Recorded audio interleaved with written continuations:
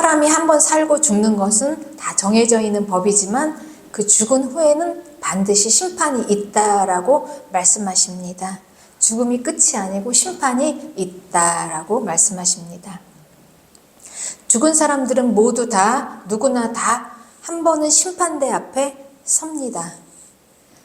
불신자들도 서고 불교 또 무당 또 각종 여러 가지 이단 종교 그리고 성도들 다 우리는 심판대 앞에 다 서게 되는 것입니다.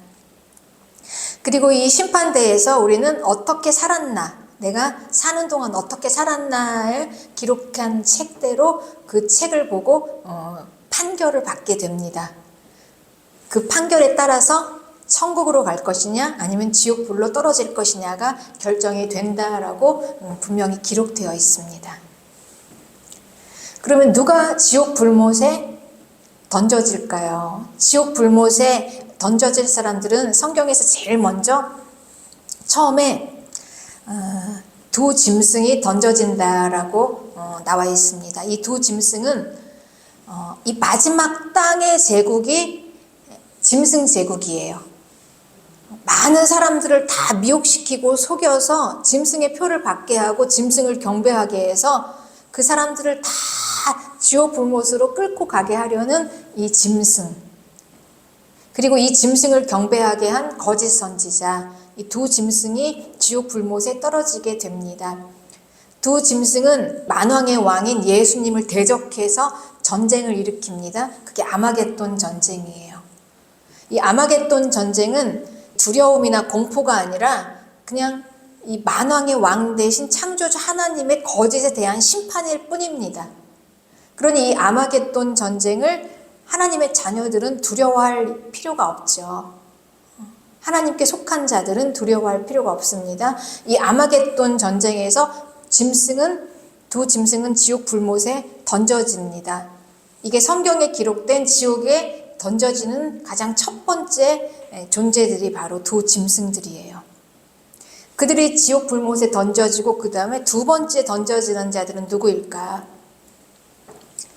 아마겟돈 전쟁에서 두 짐승이 지옥 불못에 던져지고 마귀는 1000년 동안 결박을 당해요.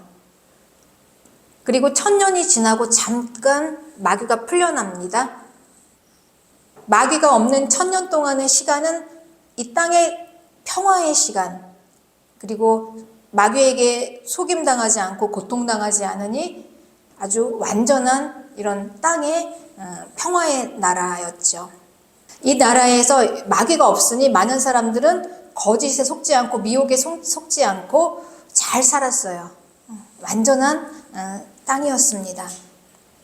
그런데 마귀가 잠깐 풀려나니 마귀가 한 건 다시 또 예수님과 대적하기 위해서 그 예수님의 나라, 왕국인 예루살렘을 향해서 많은 사람들을 미혹해서 또 모아서 전쟁을 일으키려고 소집을 해요.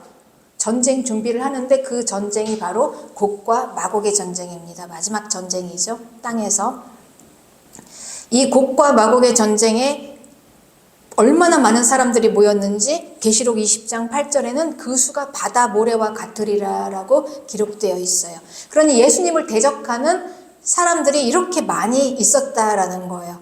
1000년 동안 마귀가 없을 때는 다들 그냥 평화롭게 예수님의 안에서 말씀 따라서 잘 살았는데 마귀가 나오니까 도대체 어디서 이렇게 또 반역하는 자들이 많이 생겨났는지. 마귀가 없을 때는 미혹이 없으니 땅에서 잠잠했는데 마귀가 나타나니 또 이렇게 바다 모래와 같이 많은 자들이 적군으로 변했습니다. 그들은 잠재적으로 마귀의 것들이었습니다.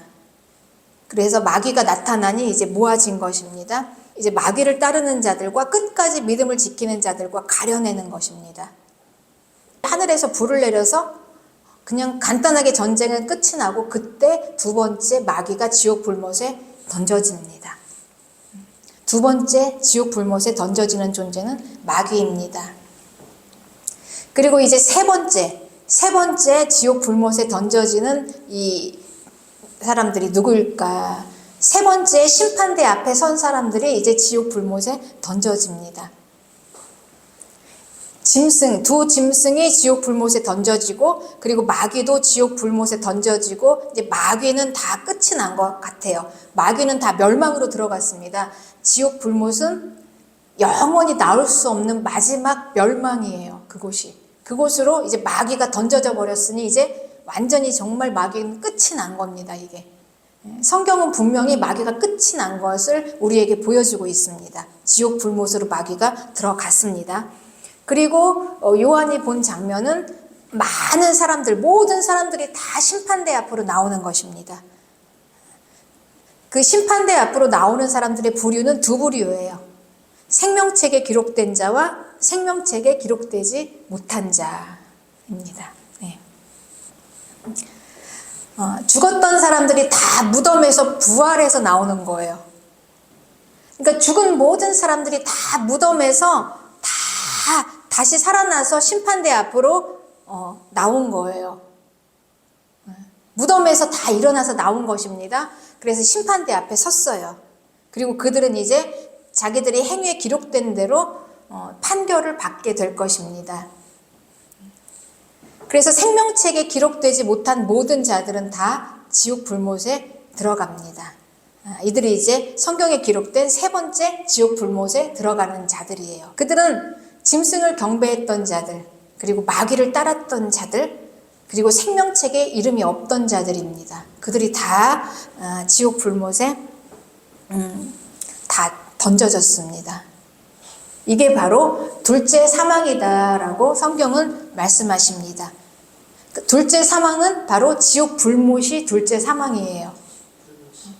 우리는 누구나 다 인간은 한 번은 죽습니다. 모두 다 죽는 이게 우리는 첫째 사망이죠. 첫째 사망 이후에 사람들은 이 지옥 불못으로 떨어지는 이게 바로 진짜 죽음이다라는 거예요. 무덤에서 나와서 영원히 지옥으로 들어갈 사람, 그리고 영원히 천국으로 들어갈 사람, 이렇게 두 부류가 있는 것입니다. 그리고 마지막 이제 지옥 불못에 들어가는 또 존재가 있어요. 그게 바로 사망과 음부입니다. 그러니 이 지옥 불못이라는 곳은 진짜 그냥 마지막 죽음이에요. 그야말로. 성경에서는 이 지옥 불못을 둘째 사망이라고 말씀하고 계십니다. 완전한 사망, 진짜 사망 안에 사망과 음부가 들어가는 거예요. 이 사망은 무엇일까요? 이 사망은 하나님께서 처음에 첫 사람에게 내가 생명나무의 열매를 먹는 날에는 반드시 죽으리라 라고 선포되었던 그 사망입니다. 누구나 다 한 번쯤은 죽는, 사람은 누구나 다 한 번 죽는 그 사망이에요. 바로 육체의 소멸입니다. 이 사망으로 죽는 자들은 이 심판대 앞에 서기 전에 음부에 갇혀 있습니다. 음부에서 이 심판대 앞에 나오기 전에 대기하고 있는 거예요. 바로 이 사망과 이 음부가 이 지옥 불못에 던져졌다라고 말씀하시는 것입니다. 이게 바로 가장 최후의 마지막 사망과 음부가 지옥 불못에 던져지는 것입니다. 네. 고린도전서 15장 26절에는 바울은 맨 나중에 멸망받을 원수는 바로 이 사망이다라고 미리 우리에게 다 예언을 하셨습니다. 그러니 우리는 여기에서 정말 죽음이라는 게 무엇일까? 이 둘째 사망이 진짜 죽음이다라는 것입니다. 이 둘째 사망은 지옥 불못이에요. 이곳으로 던져지는 게 진짜 죽음이다라는 거예요. 그러니 첫째 사망, 우리가 누구나 다 사람은 한 번은 죽는 이 사망은 이게 진짜 죽음은 아니다. 누구나 사람은 다 한 번은 죽지만 여기에서 둘째 사망으로 가는 진짜 죽음과 그리고 여기에서 죽지 않고 생명책에 기록되어서 천국으로 가는 이 사람들, 이게 바로 생명이다라는 것입니다. 여러분 이게 이해하십니까? 이 개념이? 우리 다시 한번 정리하면 우리가 사람은 누구나 다 죽어요. 그런데 그게 죽음이 아니라는 거예요. 진짜 죽음이. 사람은 다 누구나 죽지만 이 죽음에서 둘째 사망으로 들어가는 게 죽음이다. 이 둘째 사망이 무엇이냐? 지옥 불못이다라는 것이죠. 그러나 누구나 다 사람은 죽지만 둘째 사망으로 들어가지 않는 자들이 있어요. 그들은 바로 누구일까? 이제 우리가 그게 중요한 것입니다. 죽지 않는 자들. 그들은 바로 누구일까? 그러니 우리가 사람은 누구나 다 한 번은 죽는다라는 건 죽음이 아니다라는 거예요. 진짜 죽음이 아니라는 거예요. 네. 그렇습니다. 그래서 우리가 누구나 다 한 번쯤은 죽지만 둘째 사망, 죽음으로 들어가지 않고 생명으로 들어가는 생명책에 기록된 자들은 누구인가? 생명책에 그 이름이 기록된 자들은 누구나 다 한 번은 죽는 그 사망에서 음부로 가지 않고 음부에서 낙원으로 옮겨진 자들이에요. 낙원이라는 곳. 낙원. 이 낙원은 예수님께서 십자가에서 죽으시고 같이 이렇게 십자가에 달렸던 강도에게 말씀하셨죠. 그 강도가 당신의 나라가 임하실 때 나를 기억하소서라고 예수님께 말했어요. 그때 예수님께서 오늘 네가 나와 함께 낙원에 있으리라 라고 얘기했었어요. 그 낙원이에요. 우리가 누구나 다 한 번씩은 죽는 자가 이제 낙원으로 가 있는 것입니다. 생명책에 기록된 자들은. 그리고 이 낙원에서 제일 먼저 부활하는 자들이 이 첫째 부활한 자들, 낙원에서 부활하는 자들이 바로 첫째 부활하는 자들이에요. 둘째 사망이 그들을 다스리는 권세가 없습니다. 생명책에 기록된 자들은 지옥 불못에 관계가 없는 자들이에요. 그들은 특별하게 보호를 받고 있어요. 그들은 어떻게 특별하게 보호를 받고 있을까요? 하나님의 이름이 그들에게 있어요. 하나님의 이름이 그들에게 있고 어린 양의 생명책에 기록된 자들이 누구일까요? 교회입니다. 교회예요. 여러분, 그러니 우리라는 거예요. 성도들. 성도들은 이 지옥 불못하고는 관계가 없는 자들이에요. 아마겟돈 전쟁, 곡과 마곡의 전쟁, 많은 사람들이 이게 되게 하나님의 심판 이러면서 두려워하지만 교회는 이 가운데에서 보호받고 있는 거예요. 보호받고 있습니다. 이 교회는 이 심판에 들어가지 않는 자들이에요. 이 최후의 심판 때는 지금 무엇으로 판결을 냅니까? 내가 이 땅에 살면서 무엇을 하고 살았나의 판결을 내는 거예요. 행위의 심판이에요. 그죠? 네. 그러니 우리가 이 천국과 지옥을 가르는 이 마지막 심판 때의 이 판결은 내가 이 땅에서 무엇을 하고 어떻게 살았느냐로 결정된다는 거예요, 여러분. 이 죄에 대한 계산이 끝나지 않아서 결국은 이 행위로 지옥 불못에 던져지는 거 아닙니까? 그런데 어린 양의 생명책에 기록된 자들은 우리의 모든 죄에 대한 그 대가에 대한 계산이 이미 다 끝난 자들이라는 거예요. 생명책에 기록된 자들이 끝난 거예요. 그러니 이 계산은 무엇으로 끝났습니까? 어린 양의 것으로 끝난 거예요. 그러니 내 행위에 대한 계산은 내 것으로 끝난 게 아니라 예수님의 것으로 끝난 자들이에요. 예수님의 것으로. 네. 예수님의 것으로 끝난 자. 내가 빚을 갚아야 되는데 내가 못 갚은 빚을 예수님이 대신 내주신 거예요. 생명책에 기록된 자는 자기 의로 구원을 받는 게 아니에요, 여러분. 죄가 있고 죄의 반대는 의죠. 선이에요. 선. 내 선으로 구원을 받는 게 아니라 예수님의 선을 받아서 그것으로 덮어서 가리워서 구원을 받는 거예요. 여러분, 이 의미를 이해하십니까? 이것도 사실은 대단히 어려워요. 우리가 이 진리는요, 지금까지 내가 생각하고 살았던 모든 이 생각들을 그냥 다 산산이 깨는 거예요. 그 생각들을 바꾸는 거예요. 그래서 누군가 나를 대신해서 해주는 게 될까? 내 건 내가 해야지라고 우리는 살았죠. 세상에 살면서. 누군가 남이 나를 대신해서 해주는 거는 이건 나쁜 거라고 배웠습니다. 그렇죠? 이건 의존적이고. 그리고 건강하고 자립심이 강하고 자주적으로 자기가 자기 인생을 책임지면서 사는 게 우리는 그게 선이라고 배웠는데 오늘 이 진리가 내 죄를 예수님이 대신해서 해준다라는 게 이게 좀 이상하죠. 이게 믿기가 어려운 것입니다. 그리고 이런 게 과연 있을까? 더구나 그 예수, 죄값을 대신 내 빚을 갚아주는, 그리고 내 죄를 대신 해주는 그분이 도대체 누군지도 잘 모르는데, 그 예수, 그분이 어떤 분인지도 잘 모르는데 하나님이 어떤 분인지도 잘 알지도 못하는 상황에서 그분이 나를 대신해서 뭘 용서해주고, 이거는 더더구나 이제 어려운 것입니다. 예, 그렇죠. 그러나 이 진리가 선포돼요, 우리에게. 이 말씀을 들을 수 있다는 게 축복이에요. 그래서 이 말씀을 듣고 우리가 다 알 수는 없지만 그냥 아는 만큼 알고 또 깨닫고 하는 겁니다. 그래서 진리는 참 어려워요. 예, 그렇습니다. 우리가 지식은 쉽지만 이 진리로 들어가면 어렵습니다. 그냥 하나 더 아는 지식은 그냥 지식 쌓는 건 쉬워요.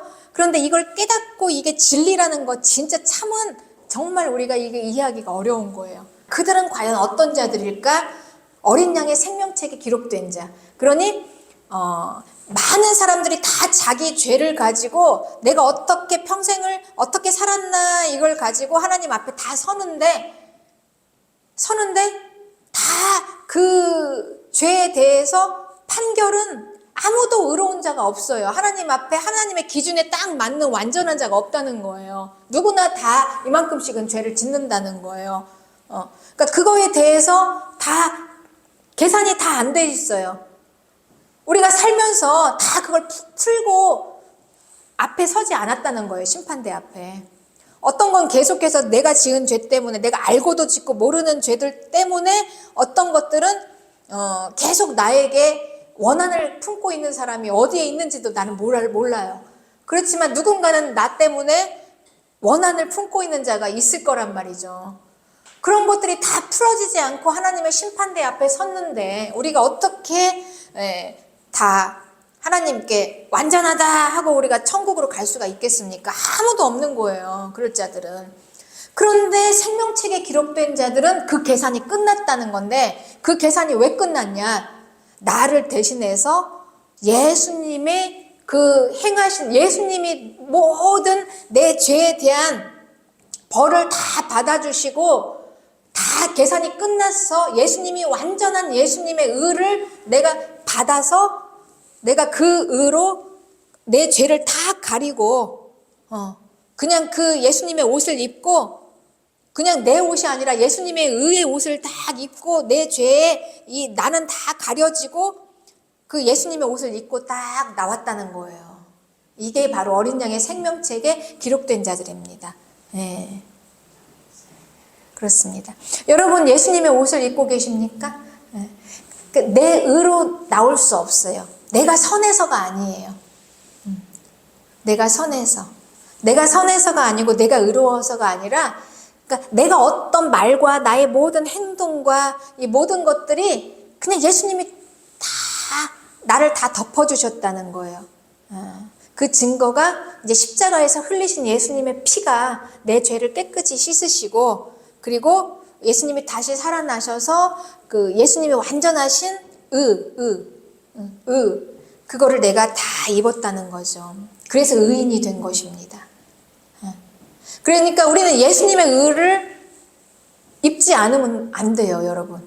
그러니까 예수님의 의를 우리가 이렇게 덧입지 않으면 우리는 그 앞에 설 수가 없어요. 하나님의 심판대 앞에. 나 혼자 나가면 우리는 그냥 다 드러나요, 내 수치가. 그러니 우리는 예수님의 의를 덧입은 자들이에요. 그러니 우리 안에 예수님의 의, 예수님의 성령, 하나님의 영으로 임하신 하나님의 영이 내 안에 쫙 옷 입혀져서 그것에 가리워서 나는 숨겨져서 예수님의 의가 먼저 딱 나와서 그냥 하나님께서는 나를 의인이다라고 해주셔서 우리가 천국으로 들어갈 수 있다라는 것입니다. 예. 그렇습니다. 예.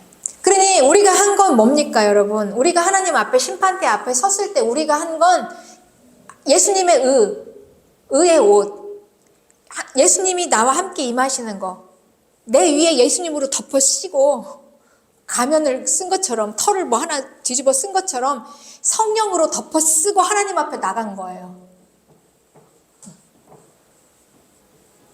여러분 그렇게 지금 계십니까? 내 몸, 나만 가지고는 못 나와요, 여러분. 나로는 못 나와요. 그러니까 예수님이 덮어 씌워져서 나오는 거예요. 그래서 예수님이 덮어 씌워져서 나오니까 하나님께서 이렇게 보니까 나를 보면서 누가 보입니까? 그 안에 예수님이 덮어 씌워진 게 보이죠? 예수님의 의가 보여요. 그 의를 보고 나에게 너는 의인이다. 천국 들어가고 천국문 열어주신 것입니다. 이렇게 들어가는 거예요. 그러니 여기에는 지금 뭐가 있습니까, 여러분? 내 의가 아니라 내가 예수님의 의를 입은 거예요. 내 의가 아니라 예수님의 의를 입은 거. 그리고 그걸 보고 하나님께서 나를 어떻게 하셨다고요? 너는 의인이다. 너의 모든 죄가 다 깨끗이 용서함 받았다. 그러니 무엇입니까? 여러분, 우리 복음은 용서입니다. 여러분, 이 의미를 이해하십니까? 복음이 용서예요. 복음은 용서다. 용서다. 그렇습니다. 복음은 용서입니다, 여러분. 복음은 우리에게 책망이 아니에요. 그러니까 우리에게 혼내는 게 아니에요. 우리가 하나님 앞에 어떤 모습으로 나옵니까? 내 자신이 나올 때 우리는 우리를 알잖아요. 수많은 죄를 다 가지고 나와요. 하나님 앞으로 이렇게 나오는데 그런 나를 보면서 혼내는 게 복음이 아니에요. 책망하는 게 복음이 아니에요. 너 왜 이렇게 죄인이야? 이렇게 하는 게 복음이 아니라 내가 이렇게 하나님 앞에 나오는데 우리가 어떻게 나왔습니까? 하나님 앞에? 그 거룩하신 하나님 앞에 나는 못 나오니까 예수님을 덮어 쓰고 나왔잖아요. 예수님을 다 덮어 쓰고 나왔더니 하나님께서 예수님을 보시고 나에게 내가 어떤 죄를 지었어도 예수님을 덮어 쓰고 나왔으니까 너는 의인이야. 너 죄가 다 용서받았어. 이게 복음이에요. 그러니 복음은 무엇입니까? 용서입니다. 용서. 이거를 예수님께서는 어떻게 비유하셨냐면 빚이 갚아진 걸로 비유하셨어요. 내가 평생 갚아도 갚을 수 없는 빚. 1만 달란트. 1만 달란트는 현대 돈으로 환산하면 약 3조. 우리는 3억만, 30억만 빚을 지어도 평생 그냥 빚 갚느라고 허덕허덕 살 거예요. 그냥 빚 갚는 삶. 제대로 쓰지도 못하고 돈 생기면 다 빚으로 이자로 그냥 다 나가는 거죠. 그러니까 빚진 인생은 누리지도 못하고 그리고 평생 빚만 갚느라고 끝나요. 그런데 이 빚을 누가 갚아주셨다고? 이 3조라는 빚은 여러분 어마어마한 빚이기 때문에 이 빚은요 우리가 만약에 우리가 이 빚을 내가 갚아야 된다면 우리는 계속 이 빚에 묶여서 살아야 되는 인생이 되는 거예요. 빚에 묶여서 아무것도 못해요. 그냥 이 빚에 바들바들 또 갚고 계속 갚고 먹지도 못하고 쓰지도 못하고 여유도 없어요. 어디 쉴 수 없는 여유. 그러니 우리는 이 죄를 짓고 이 죄에 딱 종이 되어서 계속해서 우리는 이렇게 착취당하고 노예 같은 삶을 살 뻔했는데 여러분 우리는 그런 삶을 사는 게 아니라는 거예요. 왜냐? 이 빚을 누가 갚아주셨다고요? 예수님이 대신. 그래서 예수님께서는 이 복음에 대해서 이 빚진 자의 예화로 설명해 주신 거예요. 이걸 예를 들어서 이게 바로 구원이다. 이게 복음이다라고. 우리의 수많은 죄를 누가 갚아주셨습니까? 예수님이 갚아주셨어요. 그러면 우리가 예수님이 갚아주신 이 사람은 어떤 삶을 살게 될까요? 우리는 빚을 갚는 삶을 사는 게 아니에요, 여러분. 이제 빚이 다 갚아졌으니까 우리는 어떤 삶을 삽니까? 누리는 삶을 사는 거죠. 누리는 삶. 그러니까 내가 죄를 지었어도 계속해서 죄에 그냥 바들바들 떨면서 죄의 종이 되어서 계속 그 죄 때문에 죄책 계속 나는 죄인 이런 삶을 사는 게 아니라는 거예요. 나는 용서받았다라는 거를 우리가 믿고 이제 우리는 하나님 앞에서 자유한 삶을 사는 거예요. 내가 죄인이 아니고 의인이다라는 삶을 사는 것입니다, 여러분. 그래서 이 복음을 이렇게 설명하셨습니다, 예수님께서는. 그러니 하나님과의 관계는 어떤 관계일까요? 이런 자는 빚이 다 갚아졌으니 이제 그 은혜, 감사와 은혜 이걸 알고 사는 자예요. 알고. 그렇습니다. 그런데 우리는 여러분 왜 우리가 이렇게 은혜 받기가 어려울까요? 복음을 누리기가 왜 어려울까요? 우리는 지금 이렇게 어마어마한 거를 우리가 이게 받았어요. 어마어마한 거를 3조라는 돈이 탕감을 받고 평생 빚만 갚다가 막 평생 아무것도 못하고 돈 생기면 다 빚으로 이자로 다 나갈 이런 삶을 살아야 할 우리가 그게 다 청산이 됐어요. 다 갚아졌어요, 이제는. 그래서 이제는 우리가 돈이 생기면 맛있는 거 먹을 수도 있고 사고 싶은 거 살 수도 있고 누릴 수도 있고 편안하게 쉴 수도 있고 또 때로는 일을 안 해도 되고 좀 쉬고 싶으면 쉴 수도 있고 이런 삶을 살 수 있게 됐다는 거예요. 그럼 우리는 어떻게 될까요? 빚 갚아준 분에게 감사해야 되죠. 감사하면서 사는 그 은혜와 감사밖에는 없는 거예요. 아니 내가 그냥 평생 내가 뼈 빠지게 일해서 빚만 갚다가 말 인생을 이렇게 편하게 해주셨는데 우리가 뭘 더 바랍니까 여러분? 그냥 감사밖에는 없는 거예요. 감사밖에는. 그리고 은혜밖에는 없는 것입니다. 이게 복음을 받은 자들의 삶이에요. 그러니 우리가 죄인이 아니라는 건 아니에요. 우리는 연약함을 가지고 우리는 수많은 죄를 가지고 있음에도 불구하고 우리는 이 죄에 바들바들 하면서 묶여 사는 게 아니라는 거예요. 죄와 저주에. 이게 다 풀어졌다는 거예요. 하나님이 나를 용서하셨다는 거예요. 그런데 여러분이 엄청난 진리를 우리는 받기가 어려워요. 왜냐하면 모든 거는 주는 것도 어렵지만 받는 건 더 어렵습니다. 저도 못 받는 거예요. 우리는 너무 큰 건 못 받아요. 아니 왜 나를 이렇게 용서를 해줘? 왜 나를 이렇게 3조를 탕감을 해줘? 뭐 이유가 없잖아. 뭘 더 바라는 거 아니야? 나한테 뭘 원하는 게 아니야? 내가 뭘 더 하라고? 여러분 우리는 거저 못 받아요. 못 받습니다. 그 은혜를 받기가 어려운 거예요. 그러니까 우리는 먼저 그 탕감을 받잖아요. 탕감을 누가 받습니까? 첫째 빚진 자가 받아요. 빚이 있어야 탕감을 받아요. 빚이 없으면 탕감을 못 받아요. 네. 그러니 우리가 이 복음의 은혜를 받습니까? 내가 죄인인 자가 받는 거예요. 내가 죄인인 자. 내가 죄인인 자. 그러니 여러분 누가 용서를 받을까요? 복음은 용서인데 누가 복음을 받을까요? 누가 용서를 받는가 하고 같은 말이에요. 누가 용서를 받습니까? 죄인이 용서를 받아요. 그렇죠? 그러니까 죄를 짓고 이 죄에 대해서 벌을 받으려고 끌려와서 돌을 맞을 가늠한 여인이 있었어요. 죄 지은 여자가. 예수님 앞에 끌려왔습니다. 돌 맞을 죄인이에요.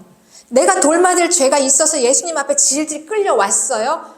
그리고 그 예수님 앞에 와보니 예수님께서 너 왜 이렇게 죄를 지었어? 라고 책망하는 게 아니라 놀랍게도 나도 너를 정죄하지 않는다라고 용서를 해주신 거예요. 예수님께서.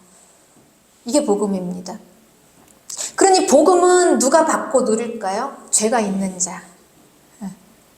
내가 스스로 내가 죄인이야 라고 생각하는 자가 복음을 받게 되는 거예요. 그리고 비로소 내가 죄인이야 라고 생각하는 자가 비로소 이 용서를 받고 이 복음을 받고 누리게 되는 것입니다.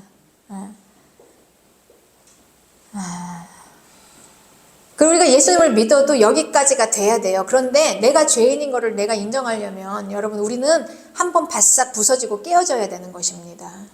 이걸 인정하는 거예요. 왜냐하면 내가 하자가 있잖아요. 벌써. 내가 죄인이라는 말은 다시 말하면 여러분 내가 빚을 졌다는 말은 여러분 내 힘으로 할 수 없는 무능력 그리고 내가 죄인이다라는 건 벌써 내가 하자가 있다. 완전하지 못하다.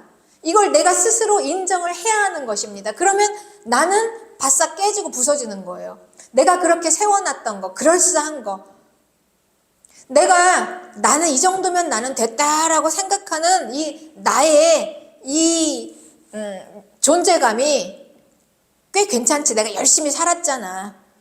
내가 이렇게 해서 나는 얼마나 착한데 내가 어디 가서 손가락질 당하지 않고 나는 정말 잘 살아왔어. 라는 이런 모든 것들 그리고 내가 성실하게 열심히 하면 난 모든 걸 다 할 수 있다는 나의 유능함 이런 것들이 다 한번 바싹 깨져야지 내가 나의 연약함, 죄인, 무능함이 나오는 거예요. 여러분 이해하십니까?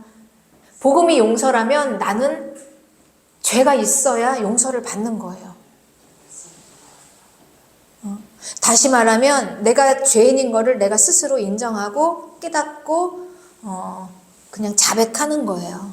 그래야 용서를 받을 수 있습니다. 그러니까 우리가 복음을 누리지 못하는 거, 더 하나님의 은혜를 누리지 못하고 그 앞으로 나오지 못하는 건 이게 안 돼서 그래. 깨지지 못해서. 바싹 못 깨지는 거예요. 막 내가 꼿꼿이 살아있으니까 바싹 못 깨지는 거예요. 깨지고 싶지 않아서 그냥 자꾸 세우고 더 강하게 세우니까. 그래서 우리가 이 복음이라는 건 무엇이냐, 믿음 생활을 잘하는 건 무엇이냐, 내가 깨지는 거예요. 용서를 받아야 하니까 하나님 앞에. 그렇습니다. 그래서 내가 깨지면 나는 부서집니다, 여러분. 네. 여기는 깨어진 사람이 용서를 받을 수 있어요. 그러니 우리는 이 용서를 믿어야 깨어질 수 있어요. 다시 말하면 하나님이 정말 나를 용서하시는구나, 이 복음이 은혜구나, 복음이 용서구나라는 걸 정말 믿을 수 있어야 내가 그냥 담대하게 깨어질 수 있어요. 담대하게 부서질 수 있어요. 안전하게 깨어질 수 있는 거예요. 그렇습니다. 그래서 우리에게는 한 번 깨어짐이 있어야 합니다. 예수님 앞에 나왔을 때. 그리고 어쩌면 깨어져서 예수님 앞에 나왔을지도 몰라요. 그럼 우리가 이렇게 바싹 깨어져서 예수님 앞에 나왔을 때 우리는 그냥 처절하게 그냥 무너지고 깨어져야 하는 것입니다. 왜냐하면 그 앞은 안전하니까. 복음은 용서니까. 복음이 용서라는 걸 믿고 그냥 깨어지는 거예요. 부서지는 거예요, 여러분.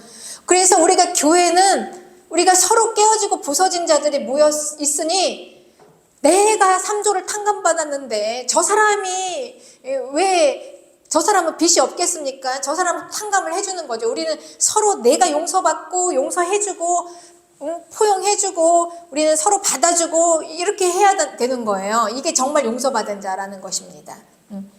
나만 탕감받고 저 사람은 아닌 게 아닌 거예요. 우리는 다 탕감받을 자들이에요. 내가 깨어진 자는요,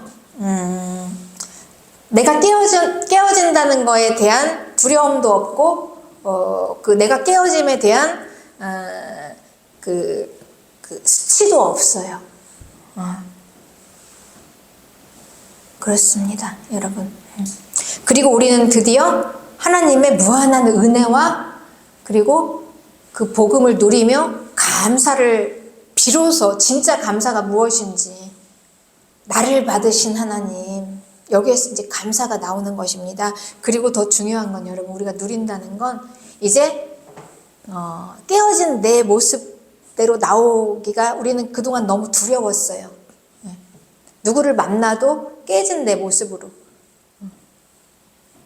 그렇습니다. 그리고 깨진 내 모습으로 사는 게 너무 버거웠습니다. 그러나 이제 우리는 이걸 다 은혜를 받고 우리가 이 감사를 누리면서 사는 삶은 예수님으로 옷 입고 사는 삶이에요. 예수님으로 옷 입고 사는 삶. 뭐가 두렵습니까, 여러분? 우리가 깨져도 바싹 깨져도 예수님으로 옷 입었기 때문에 그래서 말씀하시는 게 내가 약할 때 강함이다. 내가 약할 때 더욱 강해진다. 내가 약하고 깨어졌을 때 예수님으로 옷 입고 나는 더 강해진다. 진리가 생명이 되는 거는 이 하나님의 말씀이 우리에게 이렇게 선포가 될 때 정말 이해하기도 어렵고 받아들이기도 어렵고 어려운 이 진리의 말씀을 우리가 받고 이 말씀이 하나씩 하나씩 따라가다 보면 우리 안에 이제 놀라운 변화가 생기는 거예요, 여러분. 우리가 내가 깨어졌다, 내가 부서졌다 이런 의미가 없이 그냥 우리가 예수님 앞에 와서도 여전히 전에 내 모습으로 살아가면 우리는 하나님의 그 능력으로 살 수가 없어요. 우리 이 복음은 오늘 그냥 하나만 기억하시면 돼요. 복음은 용서다. 그리고 생명책에, 어린 양의 생명책에 기록되어 있는 자는 예수님으로 옷을 입은 자다. 예수님으로 옷을 입은 자, 날 대신해서 다 갚아주신 예수님으로 옷을 입고 있다. 나는 지금 예수님으로 옷을 입고 있다. 그래서 내 깨어지고 부서진 나의 약함이 강함이 된다. 이것으로 사는 것입니다. 계속해서 우리는 이 능력으로 사는 것입니다. 이게 바로 생명책에 기록된 자들. 그래서 마지막 날 하나님 앞에서 우리가 천국으로 받아들여질 수 있는 자들인 것입니다.